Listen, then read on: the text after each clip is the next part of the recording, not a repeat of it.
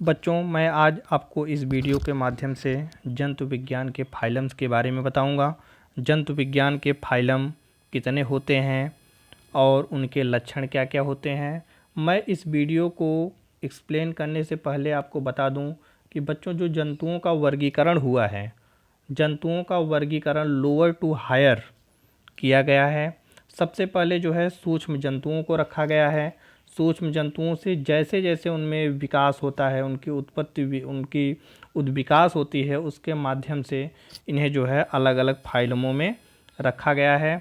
और वैसे भी जंतुओं के जो उद्विकास हैं, उन्हें जो है आपको फाइलमों के माध्यम से जो है सरलता से बताया जा सकता है, इसीलिए इन्हें अनेक छोटे बड़े फाइलमों में विभाजित किया गया है। तो सबसे पहले मैं आपको बताता हूँ प्रोटोजोआ के बारे में, उसके बाद porifera, coelenterata, aschelminthes, platyhelminthes, cnidaria, annelida, arthropoda, mollusca, echinodermata और कार्डेटा। बच्चों, फाइलम जो होता है वो 10 फाइलम मुख्य होते हैं, जिन्हें आपको जो है आपके सिलेबस में पढ़ना होता है। तो पहला फाइलम होता है प्रोटोजोआ, दूसरा पोरीफेरा, तीसरा सिलेंट्रेटा जिसे नाइडेरिया भी कहते हैं, चौथा प्लेटीहेलमिन्थेज, पाँचवा नेमेटोडा, छठवां जो है एनेलिडा, सातवां आर्थ्रोपोडा, आठवां एनेलिडा, नौवां मोलस्का, एकाइनोडर्मेटा और 10वां कार्डेटा होता है। तो मैं आपको सबसे पहले प्रोटोजोआ के बारे में बताता हूँ। प्रोटोजोआ जो होता है सबसे प्रथम फाइलम है जंतुओं के क्लासिफिकेशन का। तो प्रोटोजोआ जो शब्द होता है वह ग्रीक भाषा के 2 शब्दों से मिलकर बना होता है, प्रोटस और जून्स। प्रोटस का अर्थ होता है फर्स्ट और जून्स का मतलब होता है एनिमल, अर्थात ये प्रथम जंतु, ये पृथ्वी पर प्रथम जंतु होते हैं। ये जंतुओं की क्लासिफिकेशन, जंतुओं के वर्गीकरण, जंतुओं के पूरे जो है इतिहास के प्रथम जंतु होते हैं। ये जंतु एक कोशिकीय यूकैरियोटिक प्राणी होते हैं। इन्हें सर्वप्रथम लीवेनहॉक ने देखा था। लीवेनहॉक नामक वैज्ञानिक ने इनके बारे में विस्तृत अध्ययन किया था, परंतु प्रोटोजोआ शब्द का नामकरण गोल्डफस नामक वैज्ञानिक ने किया था। बच्चों, प्रोटोजोआ संघ के प्राणियों का जीव विज्ञान की, जंतु विज्ञान की जिस शाखा के अंतर्गत हम अध्ययन करते हैं उसे प्रोटोजूलॉजी कहा जाता है। ये ऐसे जंतु होते हैं जो स्वतंत्र रूप से वातावरण में पाए जाते हैं, परंतु कुछ ऐसे भी प्राणी होते हैं जो परजीवी के रूप में उपस्थित होते हैं, जैसे entamoeba histolytica, entamoeba coli, entamoeba gingivalis, trypanosoma, plasmodium. ये ऐसे जंतु होते हैं प्रोटोजोआ संघ के जो परजीवी के रूप में मनुष्यों में अनेक रोग फैलाते हैं। बच्चों, प्रोटोजोआ संघ के प्राणियों में जो गमन होता है वो फ्लैजला, सीलिया, स्यूडोपोडिया तीनों प्रकार से होता है, तीनों प्रकार के अंगों के द्वारा होता है, तीनों प्रकार से ये गमन करते हैं। तो इसमें अगर फ्लैजला की बात की जाए तो युग्लिना एक ऐसा प्राणी है जिसमें गमन फ्लैजला के द्वारा होता है। पैरामीशियम ऐसा प्राणी है जिसमें गमन सीलिया के द्वारा होता है, और अमीबा एक ऐसा प्राणी है जिसमें गमन स्यूडोपोडिया के द्वारा होता है। अभी हमने एक जंतु का नाम लिया जिस है युग्लिना। तो युग्लिना को हम जंतु और वनस्पति के बीच की कड़ी भी कहते हैं, क्योंकि वनस्पति विज्ञान में युग्लिना को आप एल्गी के रूप में भी पढ़ते हैं। तो एल्गी और जंतु विज्ञान में प्रोटोजोआ, यह दोनों के बीच की कड़ी है, इसलिए हम वनस्पति विज्ञान और जंतु विज्ञान, जंतु और वनस्पति दोनों के बीच की कड़ी कहते हैं युग्लिना को। बच्चों, प्रोटोजोआ संघ के जो प्राणी होते हैं इनमें जो पाचन होता है वह अंतः कोशिकीय होता है, कोशिका के अंदर होता है। कोशिका के अंदर लाइसोसोम्स पाए जाते हैं जिनकी मदद से ये अपने पाचन को पूरा करते हैं। बच्चों, इनमें जो गमन होता है, प्रोटोजोआ संघ के जो प्राणी जो जनन करते हैं वो जनन में जो है असेक्सुअल और सेक्सुअल रिप्रोडक्शन के माध्यम से जनन करते हैं। और ये जो है बहुत ही सरल जंतु होते हैं, और इनमें जो है केवल असेक्सुअल और सेक्सुअल मेथड ही हो सकता है। ऐसे प्राणी अमीबा हुए, paramecium, euglena, entamoeba histolytica, entamoeba gingivalis, entamoeba coli, plasmodium, trypanosoma आदि सभी जंतु जो है प्रोटोजोआ संघ के ही प्राणी हैं। अब मैं आपको बताता हूँ सेकेंड फाइलम पोरीफेरा। बच्चों, जो पोरीफेरा शब्द है, पोरीफेरा जो नामकरण हुआ है यह भी ग्रीक भाषा के शब्दों से हुआ है। पोरीफेरा जो शब्द है वह ग्रीक भाषा के दो शब्दों से मिलकर बना है, पोरस और फेरी। पोरस का अर्थ होता है पोर यानी छिद्र, और फेरी का अर्थ होता है टू बियर्स यानी धारण करना। मतलब ऐसे जंतु जो अपने शरीर पर अनेक छिद्रों को धारण करते हैं उन्हें हम पोरीफेरा संघ के प्राणी कहते हैं। ये ऐसे जंतु होते हैं जो मल्टीसेलुलर होते हैं, बहुकोशिकीय होते हैं और यूकैरियोटिक होते हैं। अभी आपने प्रोटोजोआ को देखा तो ये एक कोशिकीय यूकैरियोटिक थे, लेकिन पोरीफेरा संघ के जो प्राणी होते हैं वो बहुकोशिकीय यूकैरियोटिक प्राणी होते हैं। बच्चों, पोरीफेरा जो शब्द का नामकरण हुआ था वो रॉबर्ट ग्रेंट नामक वैज्ञानिक के द्वारा हुआ था।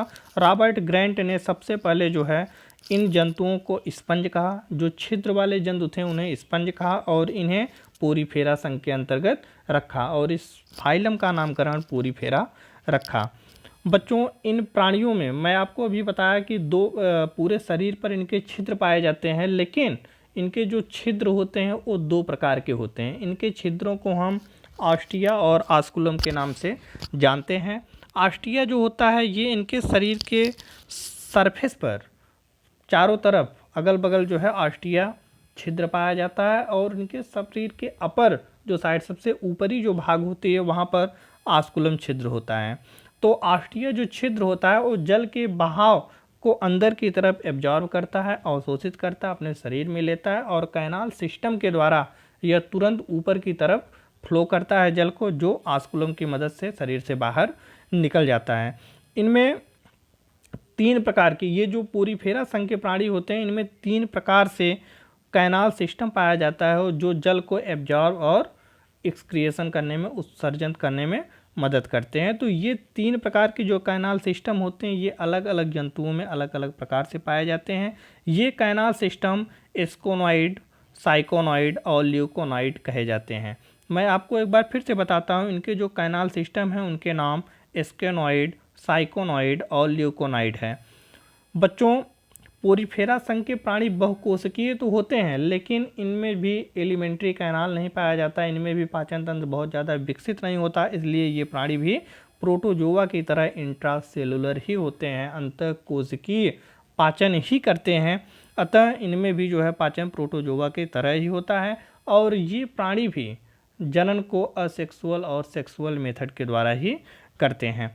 अब हम आपको तीसरा फाइलम बताते हैं, नाइडेरिया। नाइडेरिया को हम सिलेंट्रेटा के नाम से भी जानते हैं। जो नाइडेरिया नामकरण हुआ है, नाइडेरिया का मतलब वहाँ पर निड से है, निडल से है। ये दंश कोशिकाधारी होते हैं, इसलिए इनका जो है नामकरण नाइडेरिया के रूप में किया गया है। इन जंतुओं में एक खास पहचान दंश कोशिका होती है, जैसे हाइड्रा हुआ, इनमें दंश कोशिकाएं पाई जाती हैं जो किसी भी शिकार या किसी भी शिकारी को जो है अचेत अवस्था में करके इन्हें भागने में मदद करती हैं। तो इस जो फाइलम सिलेंट्रेटा या नाइडेरिया है, इसकी खोज सर्वप्रथम, इनका नामकरण हैस्चेक नामक वैज्ञानिक ने किया था। हैस्चेक ने सबसे पहले जो है इनका नाम सिलेंट्रेटा रखा, और जितने भी दंश कोशिकाधारी प्राणी हैं उन्हें सिलेंट्रेटा में स्थान दिया। बच्चों, एक चीज़ और है, प्रोटोजोआ संघ के प्राणियों में तो एक कोशिकीय यूकैरियोटिक थे, पोरीफेरा में आपने देखा वे बहुकोशिकीय यूकैरियोटिक थे, लेकिन सिलेंट्रेटा में और भी कोशिकाएं जुटी और जाकर ये ऊतक स्तर के हो गए। आपको मैं इससे पहले भी बताया हूँ कि कई कोशिकाएं मिलकर ऊतक का निर्माण करती हैं, तो यहाँ पर ऊतक स्तर के प्राणियों का निर्माण हुआ। तो इनके जो सिलेंट्रेटा जो संघ के प्राणी होते हैं, इनकी जो शरीर की संगठन होती है वह ऊतक स्तर की होती है। ये ऐसे मेंबर्स होते हैं जो जलीय होते हैं, लेकिन कुछ जो है ऐसे भी होते हैं जो समुद्री होते हैं। ये एक्वाटिक तो होते हैं लेकिन फ्रेश वाटर में भी पाए जाते हैं। स्वच्छ जलीय मतलब नदियों, तालाबों, गड्ढों, नालों में भी पाए जाते हैं, लेकिन इनके जो है कुछ ऐसी जो है जातियाँ होती हैं जो समुद्र में भी पाई जाती हैं। इनके जो बॉडीज होते हैं, इनके बॉडीज दो भागों में डिवाइड होते हैं, डाइमॉर्फिक फॉर्म होते हैं, जो पॉलिप और मेडूसा में डिवाइड होते हैं। पॉलिप और मेडूसा इनके दो महत्वपूर्ण भाग होते हैं जो इनके जो है शारीरिक संगठन का निर्माण करते हैं। बच्चों इनमें देखिए जो पॉलिप होते हैं वे असेक्सुअल रिप्रोडक्शन में मदद करते हैं और जो मेडूसा होते हैं वे सेक्सुअल रिप्रोडक्शन में मदद करते हैं। इनमें इनके शरीर पर जो पॉलिप और मेडूसा पाए जाते हैं उसके लिए मैं आपको बता रहा हूँ कि पॉलिप जो है वो असेक्सुअल रिप्रोडक्शन में भाग लेते हैं और जो मेडुला होता है वह सेक्सुअल रिप्रोडक्शन में भाग लेता है। इनमें माउथ तो प्रेजेंट होता है लेकिन इनके एनस जो होते हैं वे अब्सेंट होते हैं, इनमें एनस नहीं पाया जाता और ये जंतु भी जनन असेक्सुअल और सेक्सुअल विधियों के द्वारा करते हैं। अब हम आपको बताते हैं चौथा फाइलम प्लेटीहेल्मिन्थीज। बच्चों प्लेटीहेल्मिन्थीज शब्द की उत्पत्ति भी ग्रीक भाषा के शब्दों से हुई है। प्लेटीहेल्मिन्थीज जो होते हैं शब्द ये भी जो है दो शब्दों से बने होते हैं, प्लेटिस और हेल्मिन से। प्लेटिस का मतलब होता है ब्रॉड या फ्लैट यानी चौड़ा या चपटा, और हेल्मिन का मतलब होता है वार्म, वार्म यानी क्रीम। तो मैं आपको यहाँ पर ये पॉइंट बता रहा हूँ कि यहाँ पर जो प्लेटीहेल्मिन्थीज जो शब्द ग्रीक भाषा का जो शब्द है वो प्लेटिस और हेल्मिन शब्द से बना है। प्लेटिस का मतलब होता है चौड़ा या चपटा और हेल्मिन का मतलब होता है वार्म। अतः ये चपटे क्रीम होते हैं, चौड़े क्रीमी होते हैं। आइए मैं इनके बारे में कुछ और आपको बताता हूँ। जो प्लेटीहेल्मिन्थीज शब्द यहाँ पर आपने देखा, इस शब्द को सबसे पहले गेगेनबर्ग नामक वैज्ञानिक ने प्रस्तुत किया था। गेगेनबर्ग ने सबसे पहले प्लेटीहेल्मिन्थीज शब्द की नामकरण की। ये जो है अंग स्तर के प्राणी होते हैं। इनके शरीर तीन भागों में डिवाइड होते हैं, तीन स्तर में बटे होते हैं जिसे एक्टोडर्म, मेसोडर्म और एंडोडर्म के नाम से जाना जाता है। एक्टोडर्म इनके जो है ऊपरी स्तर होते हैं, मेसोडर्म मध्य स्तर होते हैं और एंडोडर्म इनके आंतरिक स्तर होते हैं। इनके जो शरीर होते हैं वो ट्रिपल लेयर्ड में विभाजित होते हैं। इनमें डाइजेस्टिव सिस्टम पूरी तरह से एब्सेंट होते हैं, इनमें डाइजेस्टिव सिस्टम नहीं पाए जाते हैं। ये द्विलिंगी होते हैं, ऐसे प्राणी द्विलिंगी होते हैं जिसमें मेल और फीमेल दोनों एक ही प्राणी में उपस्थित होते हैं। मैं आपको एक चीज़ और यहाँ पर बता देता हूँ कि ये भी पैरासाइट्स होते हैं और कुछ प्राणी ऐसे होते हैं जो फ्री लिविंग्स भी होते हैं। इनके हाइड्रा हुआ, जेलीफिश हुआ, ये सभी जो वो तो सिलेंट्रेटा के हैं, ये सभी प्राणी जो है वो प्लेटीहेल्मिन्थीज के हैं। जैसे फैसियोला हिपैटिका हुआ, प्लेनेरिया हुआ, टीनिया सोलियम हुए, ये सभी अंतःपरजीवी के रूप में उपस्थित होते हैं। अब मैं आपको पांचवा फाइलम बताता हूँ नेमेटोडा। नेमेटोडा को हम निमेटोहेल्मिन्थीज के नाम से भी जानते हैं, एस्केहेल्मिन्थीज के नाम से भी जानते हैं। निमेटोडा जो शब्द होता है यह भी ग्रीक भाषा के दो शब्दों से नेमा और हेल्मिन से बना है। नेमा का मतलब होता है थ्रेड और हेल्मिन का मतलब होता है वार्म। अतः इन्हें हम जो है धागेनुमा क्रीम के नाम से या गोल क्रीम के नाम से भी जानते हैं। गेगेनबर्ग नामक वैज्ञानिक ने सबसे पहले इन्हें जो है हेल्मिन्थीज, निमेटोहेल्मिन्थीज कहा। ये बच्चों ये जो प्राणी जो निमेटोहेल्मिन्थीज संघ के जो प्राणी होते हैं ये एंडो पैरासाइट्स होते हैं, अंतःपरजीवी होते हैं जो जंतुओं और वनस्पतियों पर रोग को उत्पन्न करते हैं।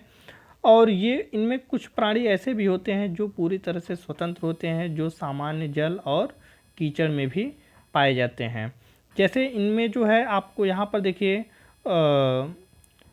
वाउचेरेरिया और एस्केरिस, वाउचेरेरिया और एस्केरिस इनके जो है सामान्य जंतु हैं, इस फाइलम के सामान्य जंतु हैं, जिससे जो है वाउचेरेरिया से एलिफेंटेसिस या फाइलेरिया रोग उत्पन्न होता है और एस्केरिस से एस्केरियसिस रोग उत्पन्न होते हैं जो बच्चों में अक्सर जो है दिखाई देते हैं। एक महत्वपूर्ण जो बात है, इस फाइलम में जो जंतु होते हैं उनके शरीर पर एक मोटी क्यूटिकल की परत पाई जाती है जिसके कारण ये हमारे शरीर में पचते नहीं हैं। हमारे आंतों में जो क्रमाकुंचन गतियाँ होती हैं वो क्यूटिकल परत को जो है नहीं तोड़ सकती हैं, इसलिए ऐसे जंतु हमारे शरीर में पूरी तरह से सुरक्षित, हमारी आंतों में सुरक्षित पड़े रह सकते हैं। बच्चों, कभी कभी कुछ लोग ऐसे क्वेश्चंस को भी बनाते हैं कि हम मांस को खाते हैं, हमारे शरीर में पच जाता है, और भी जो हम लोग आहार लेते हैं हमारे शरीर में पच जाता है, लेकिन जो बच्चों में कचुआ पड़ता है, जो निमेटोडा संघ के प्राणी जो एस्केरिस आ जाते हैं पेट में, ये क्यों नहीं मर पाते? तो ये इन्हें मरने के लिए जो है इनके अंदर अगर क्यूटिकल की परत न होती तो ये सामान्यतः जो है नष्ट हो जाते, लेकिन इनके अंदर जो क्यूटिकल की परत होती है ये इन्हें क्रमाकुंचन गतियों से इनकी सुरक्षा करती है, इसलिए ये पूरी तरह से नष्ट नहीं होते। अब आइए मैं इनके बारे में कुछ और बताता हूँ। इनमें जो ब्लड सर्कुलेटरी सिस्टम, जो रुधिर परिसंचरण तंत्र और जो श्वसन होते हैं, ये पूरी तरह से एब्सेंट होते हैं। इनके नर्वस सिस्टम पूरी तरह से डेवलप्ड होते हैं, और इनमें रिप्रोडक्शन जो होता है वे बहुत अधिक विकसित होते हैं, ये रिप्रोडक्शन करते हैं, और इनमें भी जो है नर और मादाएं भी उपस्थित होती हैं। अब मैं आपको बताता हूँ एनेलिडा के बारे में, छठवां फाइलम एनेलिडा के बारे में। एनेलिडा को हम सिगमेंटेड वार्म यानी खंडयुक्त कृमि के नाम से भी जानते हैं। एनेलिडा शब्द जो होता है वो एनिलस और आइडोस शब्द से बना है। एनिलस का अर्थ होता है रिंग यानी गोला, वलय, और आइडोस का मतलब होता है फार्म। वे कृमि जो वलय में हो, रिंग में हो, ऐसे प्राणियों को हम एनेलिडा में स्थान देते हैं। इनके शरीर पर अनेक सेगमेंट्स पाए जाते हैं। इन सेगमेंटों के द्वारा ही इनके अंगों की पहचान भी की जाती है। बच्चों, एनेलिडा शब्द का नामकरण लैमार्क के द्वारा किया गया। लैमार्क नामक वैज्ञानिक ने सबसे पहले एनेलिडा शब्द का नामकरण किया।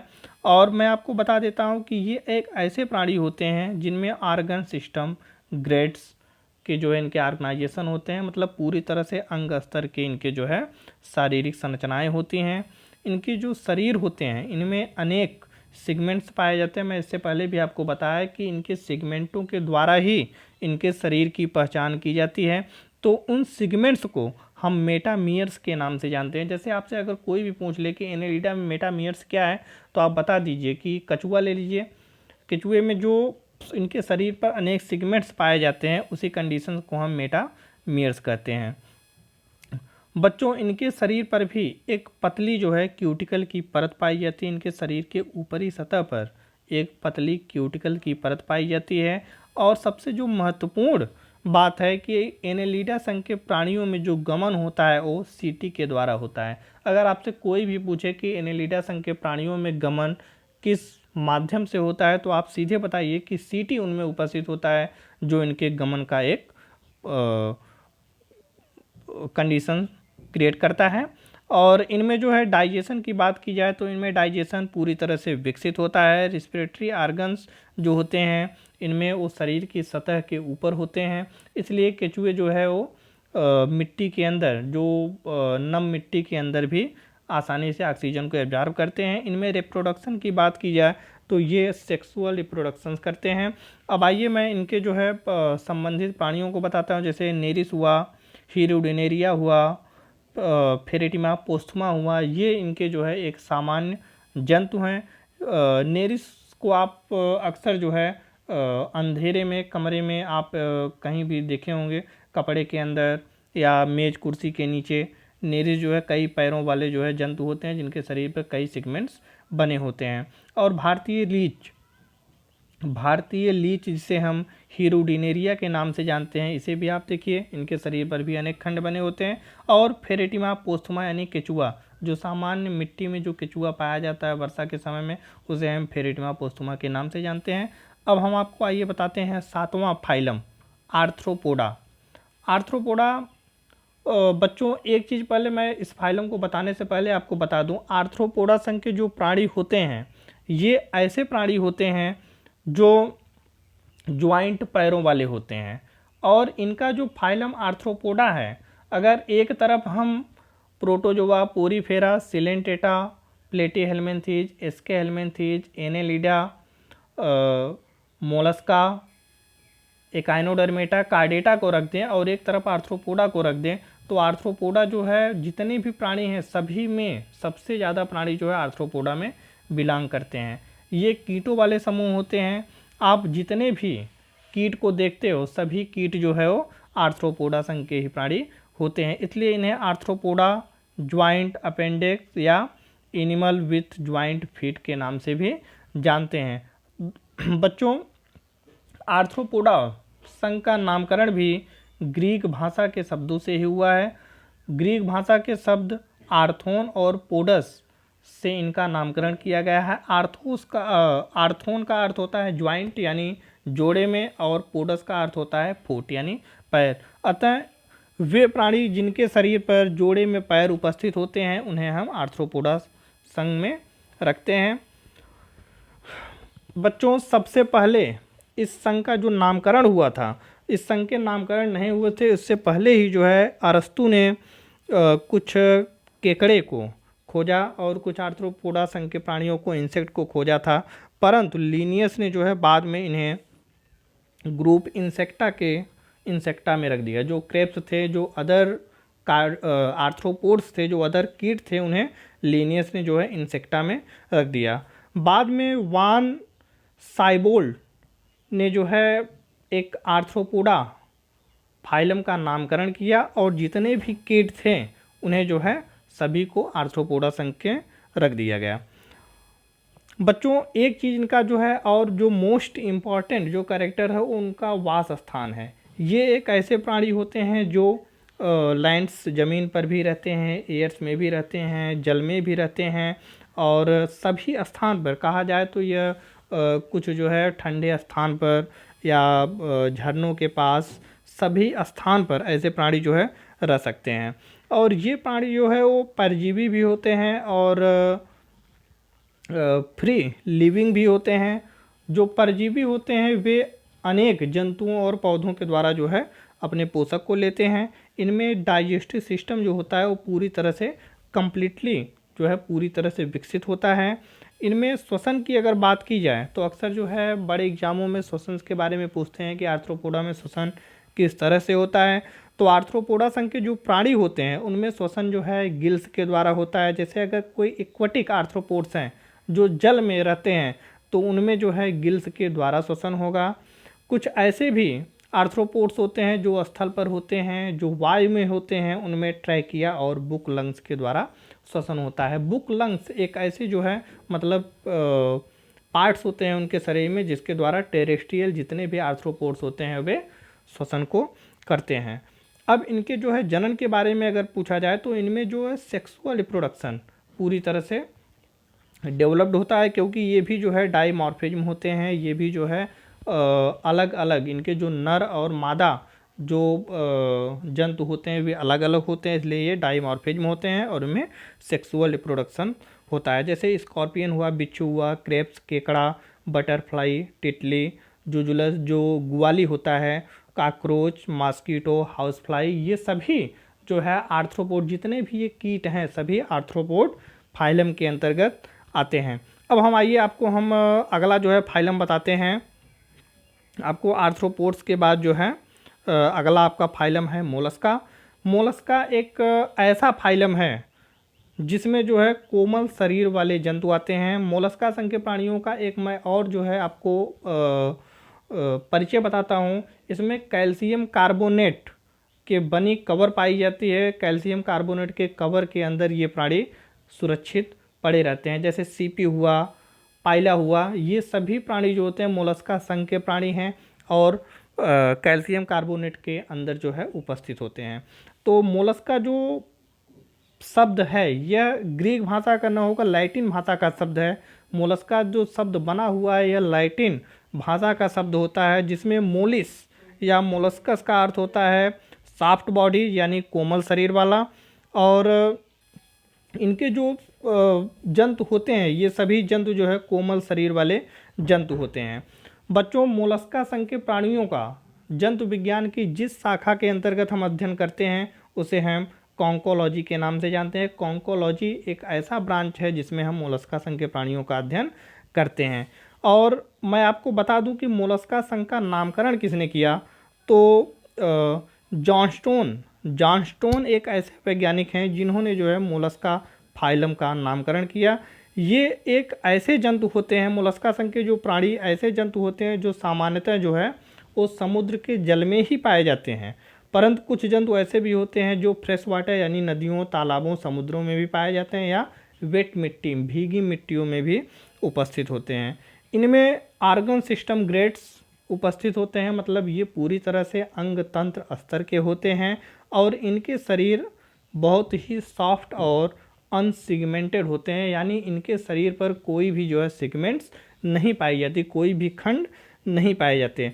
ये जंतु जो होते हैं वे श्वसन जो है गिल्स के द्वारा करते हैं या पाल्मोनरी चैम्बर्स के द्वारा करते हैं। जो ये समुद्री तो होते हैं, समुद्री जंतु तो होते ही हैं, इनमें जो है जलीय होने के कारण गिल्स उपस्थित होता है, लेकिन कुछ ऐसे भी जंतु होते हैं जो पाल्मोनरी चैम्बर्स, जो श्वसन के लिए जो कोष्ठ होते हैं उसके द्वारा श्वसन को ग्रहण करते हैं, ऑक्सीजन को अंदर लेते हैं, कार्बन डाइऑक्साइड को मुक्त करते हैं। इनमें जो डाइजेस्टिव सिस्टम होता है वो पूरी तरह से विकसित होता है। सर्कुलेटरी सिस्टम पूरी तरह से ओपन प्रकार के होते हैं, ओपन यानी खुला प्रकार से होता है। इनमें कोई भी जो है सर्कुलेटरी सिस्टम के लिए नसें नहीं पाई जाती जो इन्हें अलग अलग जो है परिवहन करें। इनमें ओपन सिस्टम पाया जाता है और ये रिप्रोडक्शन पूरी तरह से सेक्सुअल रिप्रोडक्शन करते हैं। ये जंतु मोलस्का संघ के जंतुओं में पाइला, यूनियो, ऑक्टोपस, ऑक्टोपस को आप जानते ही होंगे, पाइला, यूनियो को भी आप जानते होंगे, ये सभी जंतु जो होते हैं वो मोलस्का संघ के प्राणी होते हैं। अब आइए हम आपको फाइलम 9वां बताते हैं, एकाइनोडर्मेटा। एकाइनोडर्मेटा एक ऐसा जो है फाइलम है जो आप जो पीछे के जितने भी फाइलम पढ़े हो उनसे एक विकसित फाइलम है और इन फाइलम का सबसे महत्वपूर्ण जो लक्षण है वो कंटक त्वचीय प्राणी होते हैं। इनके त्वचा पर जो है कांटे पाए जाते हैं। इनका जो महत्वपूर्ण कैरेक्टर को दर्शाता है, जो इकाइनोडर्मेटा नामकरण हुआ है यह ग्रीक भाषा के शब्दों से हुआ है। ग्रीक भाषा के दो शब्दों इकाइनोज और डर्मा से इनका नामकरण किया गया है। इकाइनोज का अर्थ होता है स्पाइंस यानी कांटे, डर्मा का अर्थ होता है स्किन या कबर, त्वचा, मतलब ये कटीली त्वचा वाले होते हैं, इसलिए इन्हें हम इकाइनोडर्मेटा कहते हैं। जैकब क्लेन नामक वैज्ञानिक ने सबसे पहले फाइलम इकाइनोडर्मेटा का नामकरण किया। इकाइनोडर्मेटा संघ के प्राणी समुद्रीय प्राणी होते हैं, ये भी अंगतंत्र स्तर के होते हैं और इनमें एक महत्वपूर्ण जो कैरेक्टर होता है वाटर वैस्कुलर सिस्टम का। इनमें वाटर वैस्कुलर सिस्टम्स पाए जाते हैं जो इन्हें अन्य प्राणियों से अलग करते हैं। अन्य प्राणियों से ये अलग वाटर वैस्कुलर सिस्टम के कारण ही होते हैं। इनके वाटर वैस्कुलर सिस्टम को हम एम्बुला क्रैल सिस्टम के नाम से जानते हैं। एम्बुला क्रैल जो सिस्टम होता है यह इनका जो है वाटर वैस्कुलर सिस्टम होता है। अब मैं आपको आगे बताता हूं कि इनके जो वैस्कुलर जो सर्कुलेटरी सिस्टम होते हैं वो ओपन प्रकार के होते हैं और इनसे संबंधित जो जंतु होते हैं जैसे स्टार फिश हुआ, ब्रिटल फिश हुआ, बास्केट स्टार, सी कुकुम्बर्स, ये इनके जो है सामान्य जंतु हैं। अब हम आपको 10वां फाइलम, सबसे इम्पॉर्टेंट फाइलम कार्डेटा के बारे में बताते हैं। कार्डेटा का जो नामकरण हुआ है वो नोटोकार्ड के स्तर पे हुआ है, मतलब बियर्स नोटोकार्ड, ये ऐसे प्राणी होते हैं जो नोटोकार्ड को धारण करते हैं।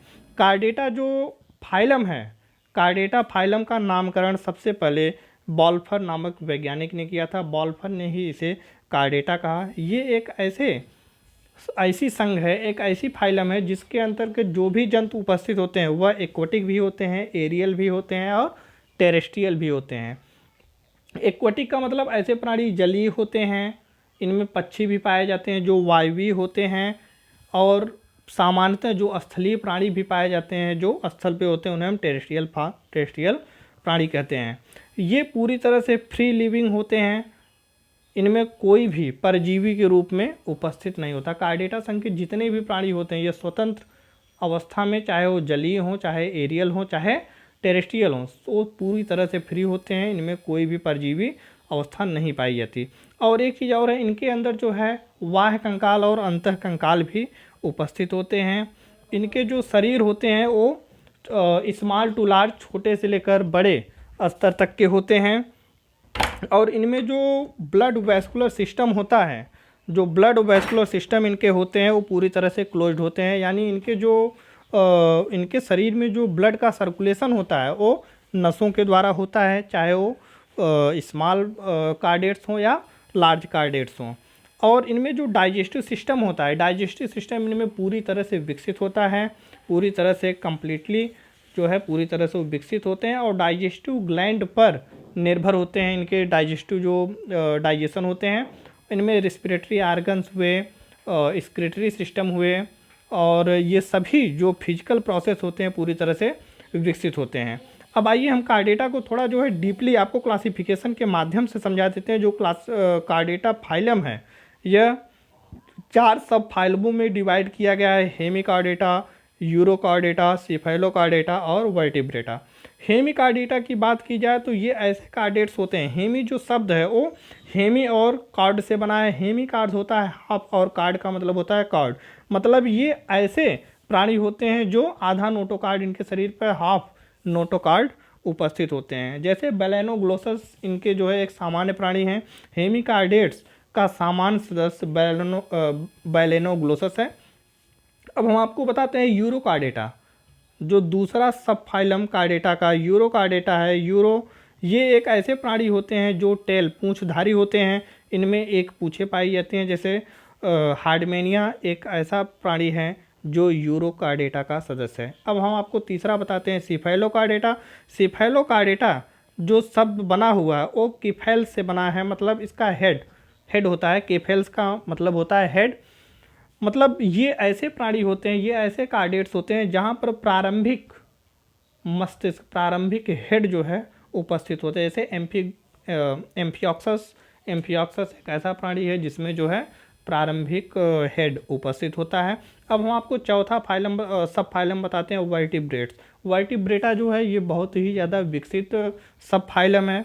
इसे भी 2 डिविजन्स में डिवाइड किया जाता है, अग्नेथा और ग्नेथोस्टोमेटा। अग्नेथा जो होता है उनका मतलब होता है कि बिना जबड़े के।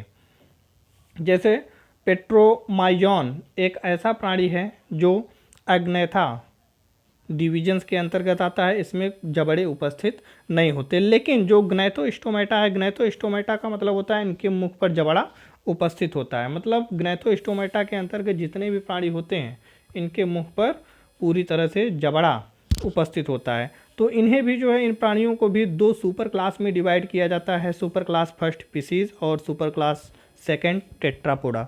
जो पिसीज सुपर क्लास होते हैं, इस सुपर क्लास में जितनी भी मछलियाँ आती हैं वो पिसीज के अंतर्गत रखी जाती हैं, और जितने भी अन्य स्थलीय प्राणी या वायवीय प्राणी आते हैं वे जो है टेट्रापोडा के अंतर्गत रखे जाते हैं। जो टेट्रापोडा भी होता है उसे भी हम 4 क्लासों में डिवाइड करते हैं: class amphibia, class reptilia, class aves और क्लास मैमिलिया। पहला क्लास जो एम्फीबिया क्लास होता है, एम्फीबिया क्लास यानी बोथ टेरेस्ट्रियल और एक्वाटिक, मतलब जो जलीय और स्थलीय, जो जल और स्थल दोनों पर उपस्थित होते हैं, उन्हें हम क्लास एम्फीबिया के अंतर्गत रखते हैं। जैसे मेढक हुआ, मेढक एम्फीबिया का एक सदस्य है। दूसरा होता है रेप्टिलिया। रेप्टिलिया का मतलब होता है ट्रू क्रीपिंग, मतलब जो ज़मीन पर रेंग कर चले। ऐसे प्राणी जो ज़मीन पर रेंग कर चले उन्हें हम रेप्टिलिया के अंतर्गत रखते हैं। जैसे छिपकली हुआ, सांप हुआ, ये सभी जो है ज़मीन पर रेंगते हुए चलते हैं, इसलिए हम इन्हें रेप्टिलिया में स्थान देते हैं। आइए तीसरा क्लास बताते हैं आपको, एवीज। एवीज मतलब पक्षी वर्ग। जितने भी पक्षी हैं उन्हें कार्डेटा के क्लास एवीज में रखा गया है। और अगला आपका क्लास है मैमेलिया। मैमेलिया मतलब जितने भी स्तनधारी हैं जिनमें स्तन ग्रंथियाँ विकसित होती हैं, जो बच्चे को जन्म देते हैं और बच्चे को जन्म देने के बाद अपने स्तन के द्वारा उन्हें दूध पिलाते हैं, वे सभी मैमेलिया के अंतर्गत आते हैं। जैसे गाय, भैंस, बकरी, मनुष्य, जितने ये प्राणी हैं सभी जो है मैमेलिया के अंतर्गत आते हैं। तो बच्चों जो है इनका जो है एक एक करके आप स्क्रीनशॉट ले लीजिए। स्क्रीनशॉट लेने के बाद आप जो है इसे अच्छे से एक बार रिपीट कर लीजिए, और जो भी समस्या हो आप कमेंट्स करिए, उसको जो है आपको रिप्लाई दिया जाएगा। आप, हम आशा करते हैं कि आप पूरी तरह से संतुष्ट रहेंगे। आप एक एक करके जो है इनका पूरी तरह से स्क्रीनशॉट ले लीजिए। स्क्रीनशॉट लेने के बाद आप उसे अपने जो है नोटबुक में भी ले सकते हैं, लिख सकते हैं, कोई प्रॉब्लम नहीं है। इसमें हम कुछ महत्वपूर्ण टॉपिक्स लिखे हैं, और हम अगला वीडियो जो बनाएंगे उसमें जो है प्रोटोजोआ से लेकर कार्डेटा तक के जंतुओं के क्लासिफिकेशंस के बारे में हम आपको बताएंगे। उनके क्लासिफिकेशंस क्या क्या हैं, इसके बाद जो हम वीडियो बनाएंगे उसमें हम आपको बताएंगे प्रोटोजोआ से लेकर कार्डेटा तक के जंतु जो है उत्सर्जन किस तरह से करते हैं। ये वीडियो बनाने के बाद हम फिर आपको जो है कुछ फिजियोलॉजी के बारे में बताएंगे, बायोकेमिस्ट्री के बारे में बताएंगे, बायोटेक्नोलॉजी के बारे में बताएंगे।